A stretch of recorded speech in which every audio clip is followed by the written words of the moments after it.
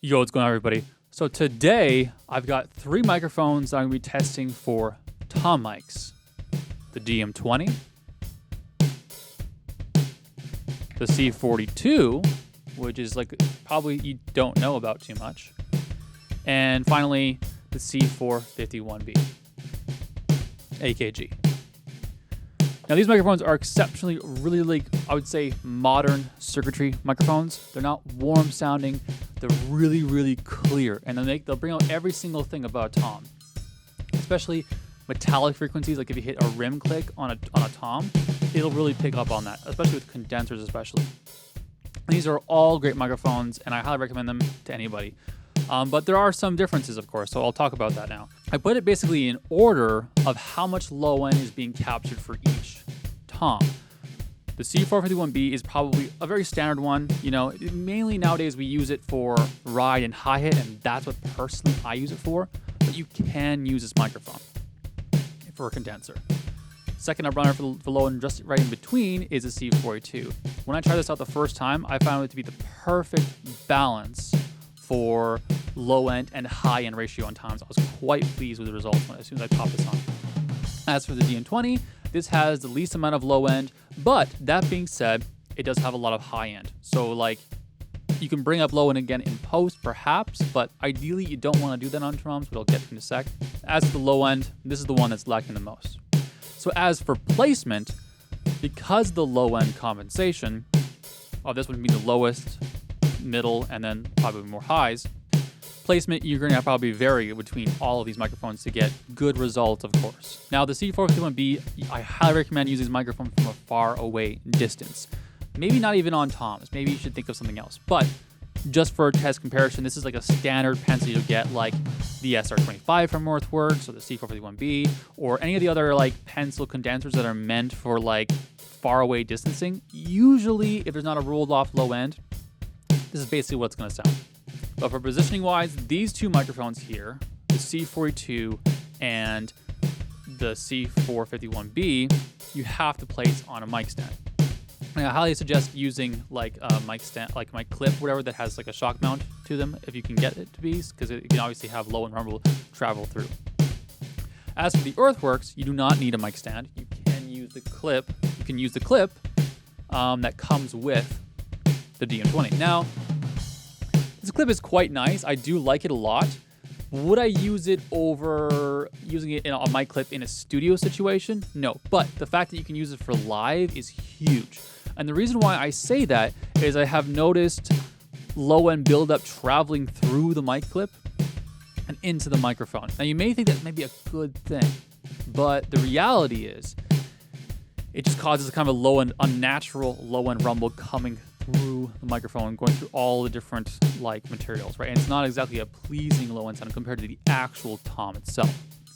So for live use, that's exceptionally well. And obviously, placement situations, the Dm20, like you can basically throw it wherever, and you don't have to worry about placement at all, which is really nice. Really nice feature. While these 2 you have to place on mic clips and put it on stands or wherever the case may be. I put it on my rack mount, so I just attach a jolly arm, basically, which is like just a bit of attachment. You can get like some from Gibraltar or Gator or whatever the case may be. Basically just attach it to my rack mount, and then I make sure I put a shock mount on the microphone, so I don't have to worry about traveling energy through the rack mount into the microphones.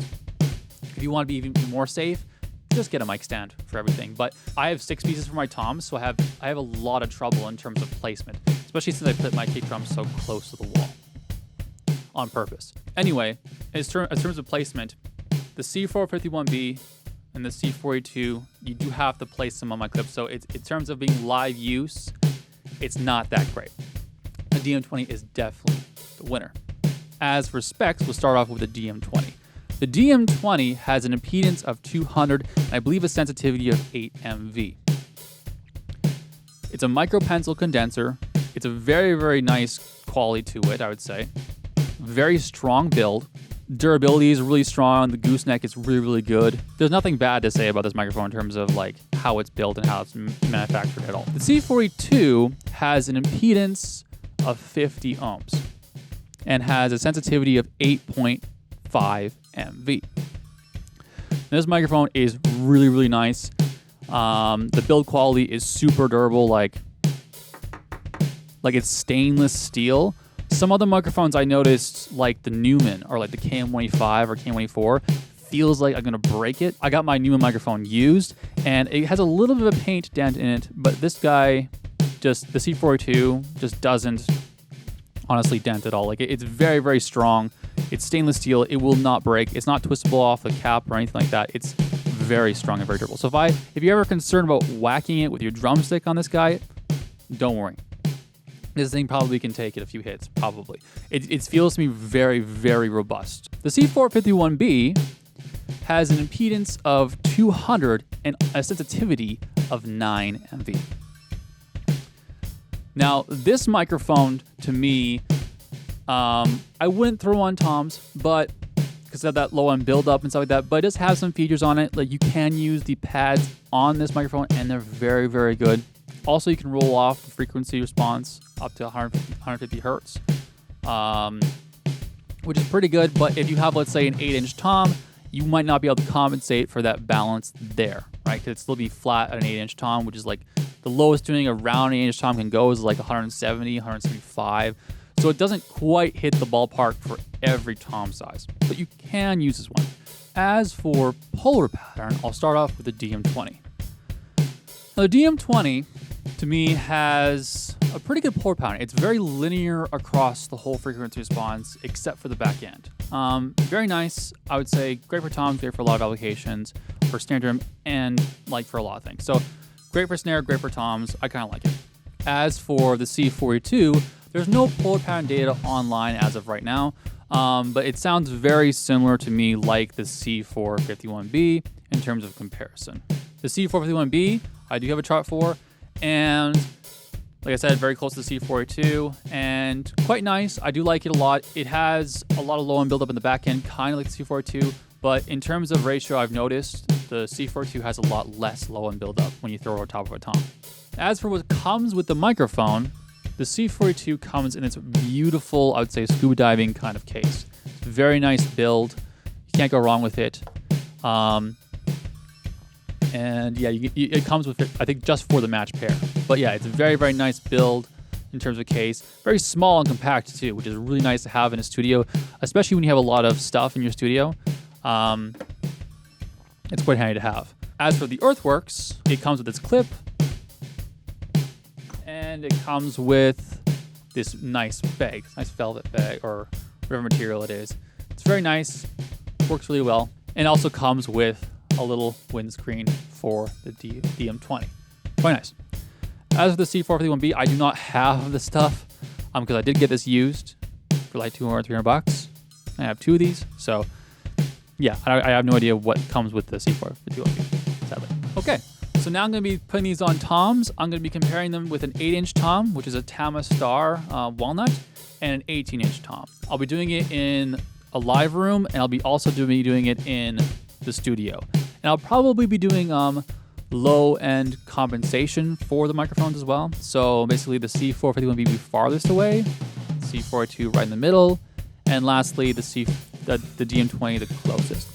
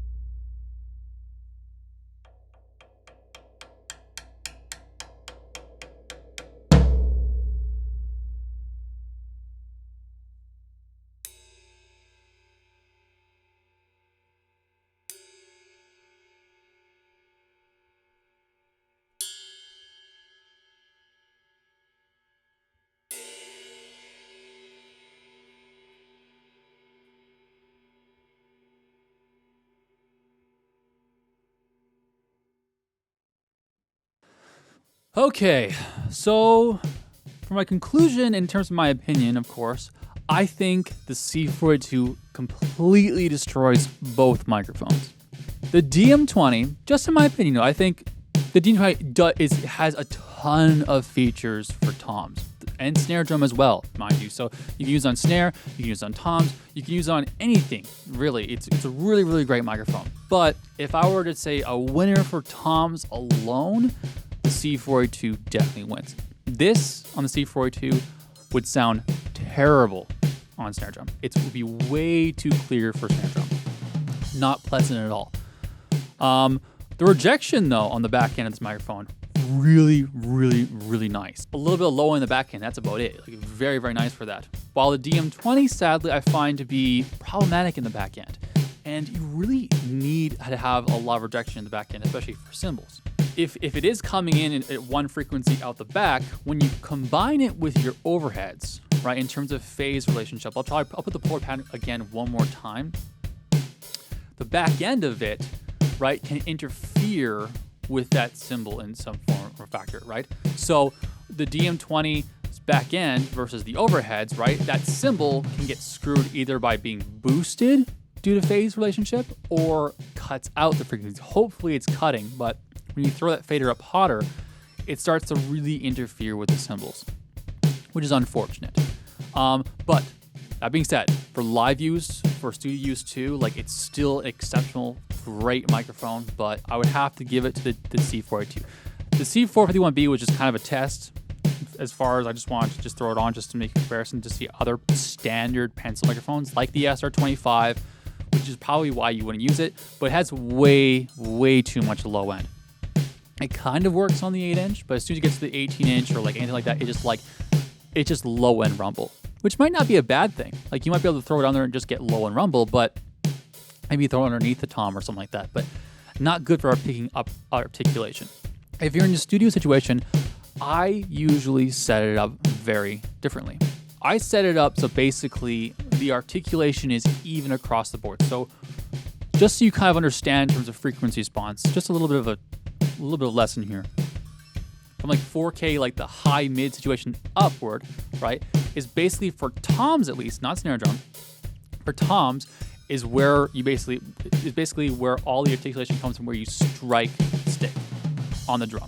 And also metallic frequencies, of course, you want to do rim clicks on toms.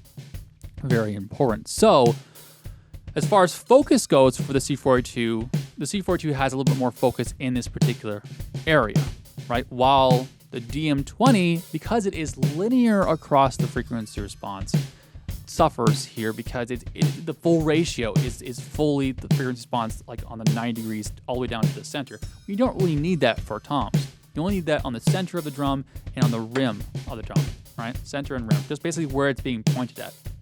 Anything coming out of the 90s, especially like 8K, 4K, it's just going to cause more interference for, let's say, hi-hat and maybe like whatever the case may be, maybe a ride cymbal right next to the microphone. You're going to have some problems there. So for placement situations, I usually use it very differently, and I place it 1 inches away, like from the 8-inch for an 8-inch drum, and I do about 6 inches on the radius of an 18-inch drum. So basically, that gives me 3 inches from the center of each drum. So that way, the articulation of where you strike is exactly even. Think of it like a guitar's pickups versus the distance between the strings and the pickups. The lowest string to the highest string, all the same distance. Same thing with toms, all the same distance where you strike the drum. A lot of time drummers just basically throw it on really far away, like with the mic clip, whatever, and just use that same distance for each drum. But the problem is, if you, let's say you have an 18-inch drum, right? That's 9 inches away from the center versus an 8-inch drum, that's 4 inches.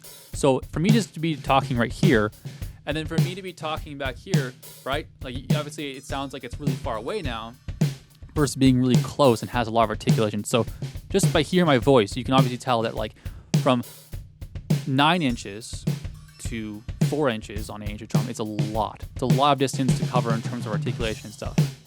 So it's important for the microphone to have enough low end build up, not too much, but just enough to work around the kit and with proper gain stage. The gain stage on the C442 was like bang on. I left it basically at like 1 or 2 dB, like basically almost clipping it, but still had some wiggle room a little bit for all my toms. Really, really good. So no pad necessary on any of these microphones, well, except for the C451B, which it did overdrive a little bit. But that being said, still, they're all great microphones. Now, one thing that I was curious about in terms of making a test is because this is a micro pencil condenser, right? So I thought for myself that would change things because I have compared 1 inch to a 1/2 inch, and this is a micro, so basically this makes it 3/8.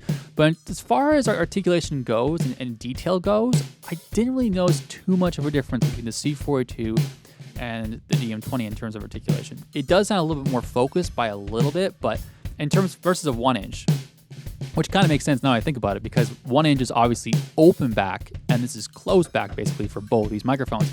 So I thought there'd be like, I was just assuming that there'd be more articulation on the DM20, but I was mistaken. But for a C42, for just being a 1/2 inch, you know, even if it's a little bit smaller, whatever the case may be, it's still exceptional. And it's a very good build. I honestly, out of all these microphones, I think for toms alone, if you just want microphones for toms, the C42 definitely wins in every category. Its impedance, it makes it a lot clearer than the DM20. And placement-wise, it's very good too. But that being said, this DM20 can be used for snare drum and for toms too. Whatever the case be, you can do a lot with the DM20. While you'll find some limitations because of how clear this microphone is with the C42. If you have very harsh cymbals, another thing to consider. Rides, crashes, like dry ones especially, this will pick that up and it won't sound that clean. So I'd be careful about placing it in situations like that. If you have a big china next to it, you know, you might run some problems, while this guy might be better, like softer, but because of its polar pattern, it kind of screws itself over. Like if you do run a problem with this microphone having problems, maybe throw it on a Neve preamp, and then it'll soften up those frequencies and make the high end not so bad. All right, that's it. That's the end of the video. Please like and subscribe. That would do me a huge favor. And also, please comment down below and ask any questions you want about these microphones or just drums recording in general. And I'll try to give you my best answer in terms of learning and what I do, or like what gear I use and why I use it. Anything in the questions. And maybe I'll answer them, and then maybe I'll make a video about it later to go even more in-depth detail in terms of like lessons and stuff. So anyway, take care. Peace.